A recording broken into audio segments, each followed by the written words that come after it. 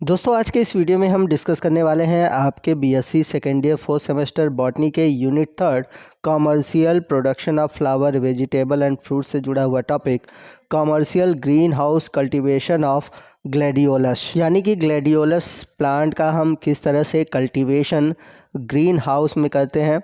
इसके अलावा इससे जुड़े हुए जितने भी टॉपिक हैं, इसका बॉटनिकल नेम, इसका यूजेस, हर एक टॉपिक को डिटेल से डिस्कस करेंगे।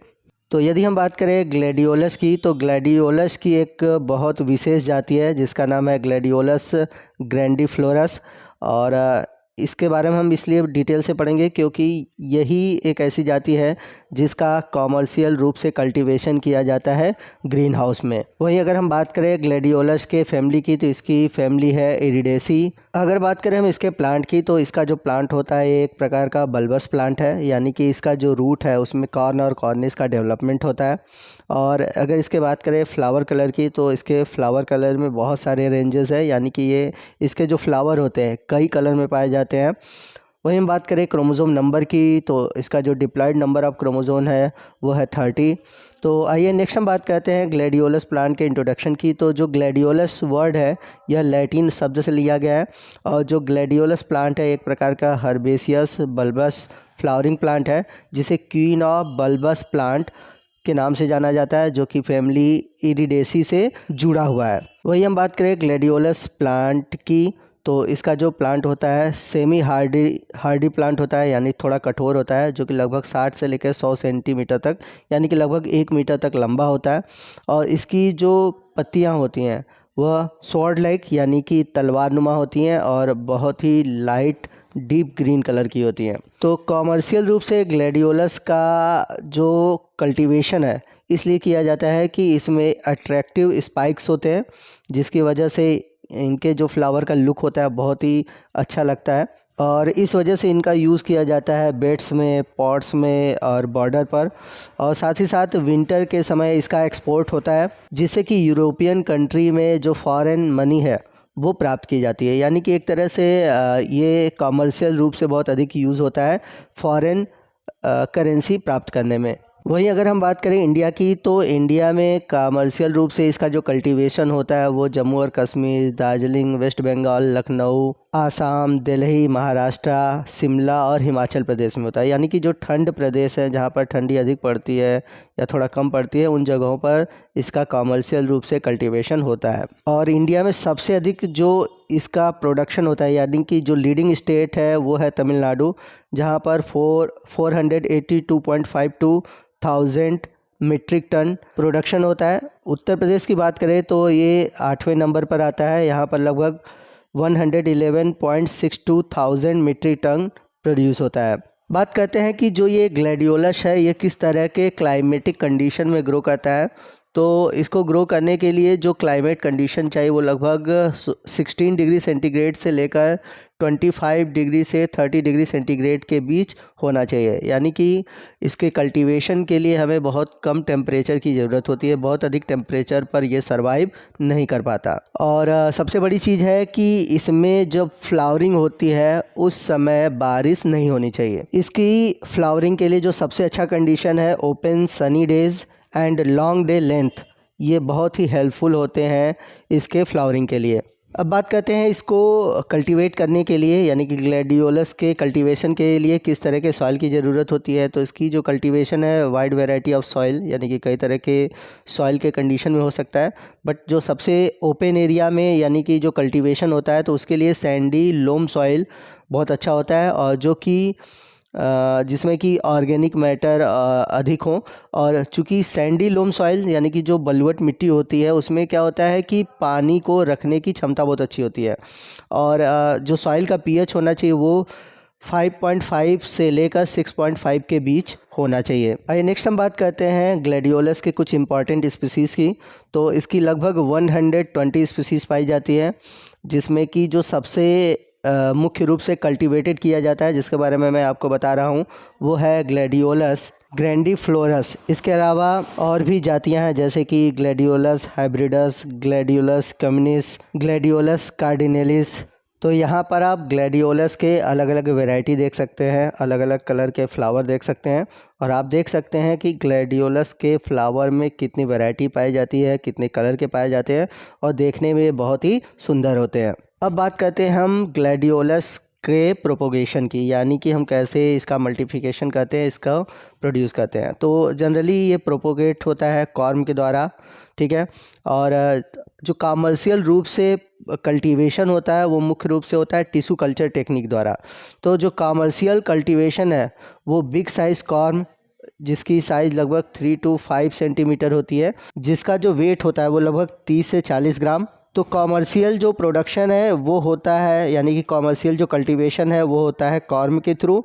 लेकिन अब जो है टिश्यू कल्चर टेक्निक को भी यूज़ किया जाता है कॉमर्शियल रूप से कल्टीवेशन के लिए। तो यहाँ पर आप फिगर में देख सकते हैं कॉर्म और कॉर्मेल्स, ठीक है। तो इन्हीं को लेकर कलेक्ट करके कल्टीवेशन किया जाता है ग्लैडियोलस का। आप क्लियर रूप से ये देख सकते हैं, आपको कॉर्म और कॉर्मेल्स दिखाई देंगे। तो इनका यूज़ इसलिए होता है क्योंकि ये जो होते हैं वो हेल्दी होते हैं और डिजीज़ फ्री होते हैं। वैसे भी इसके कल्टीवेशन से पहले इसको ट्रीट किया जाता है 0.2% बाविस्टीन सॉल्यूशन में, और 30 मिनट के लिए रखा जाता है बिफोर द प्लांटिंग। और जर्मिनेशन के दौरान प्रायः रूटिंग को अवॉइड किया जाता है। तो इस तरह से आप देख सकते हैं इनके कॉर्म को लगाया जाता है, फिर रूटिंग होती है, और कुछ इस तरह से ये ओपन एरिया में ग्रो करते हैं।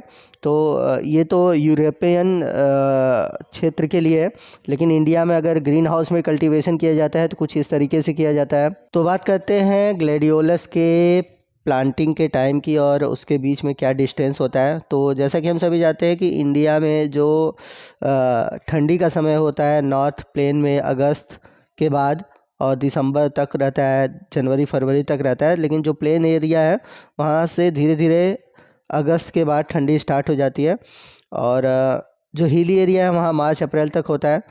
तो जब इसको बोया जाता है तो जो डिस्टेंस होता है दो प्लांट के बीच वो लगभग 30 सेंटीमीटर का होना चाहिए, 30 से 20 भी हो सकता है। और जो गहराई होती है जिसमें हम कॉर्म को रखते हैं, तो सॉइल की गहराई डेप्थ जो होती है वो लगभग 6 से 7 सेंटीमीटर होती है, और ये डिपेंड करता है कि कॉर्म का साइज़ कितना है। और जो इनकी प्लांटिंग होती है वो फ्लैट सरफेस पे होती है, ठीक है, और प्रॉपर जर्मिनेशन देखने को मिलता है। और नंबर ऑफ़ कॉर्म की बात करें, अगर 1 हेक्टेयर में प्लांटिंग होती है तो लगभग 1.5 लाख कॉर्म की ज़रूरत पड़ती है।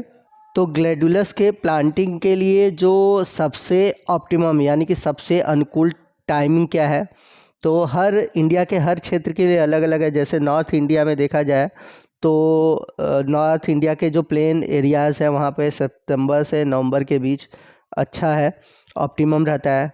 वहीं बंगलोर में पूरे साल हो सकता है, लेकिन जो सबसे अच्छा देखा जाए वो दिसंबर और जनवरी है, जून तक भी हो सकता है।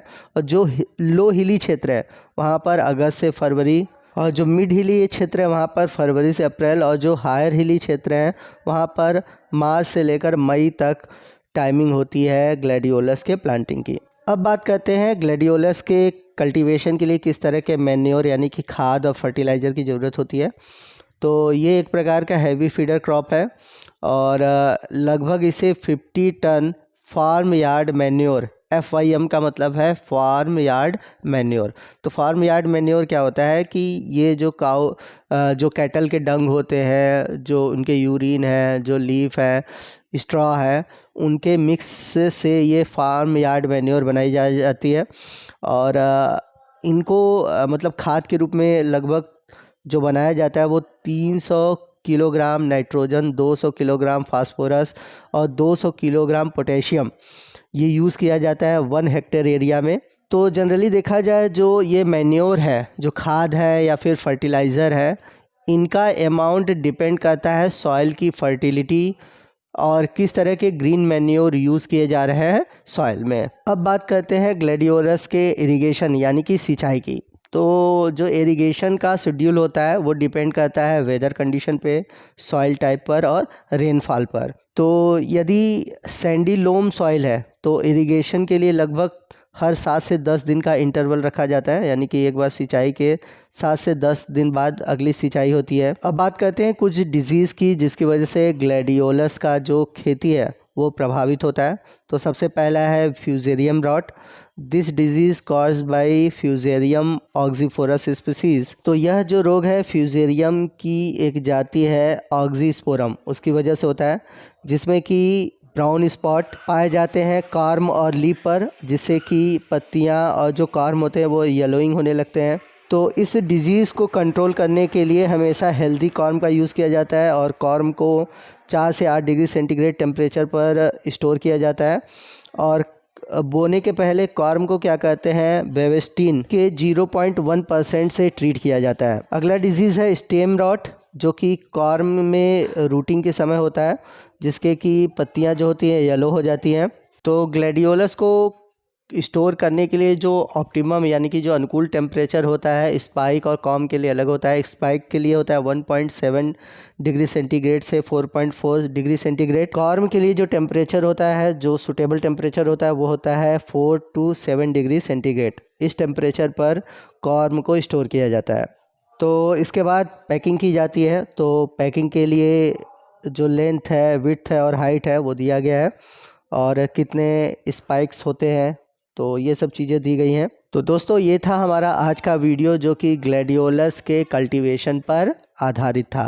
तो आपको आज का ये वीडियो कैसा लगा कमेंट करके ज़रूर बताइएगा। वीडियो अच्छा लगा हो तो वीडियो को लाइक और शेयर करना मत भूलिएगा, और कोई भी डाउट हो आप हमसे कमेंट करके पूछ सकते हैं। तो मिलते हैं अगले वीडियो में अगले टॉपिक के साथ, तब तक के लिए जय हिंद, जय भारत।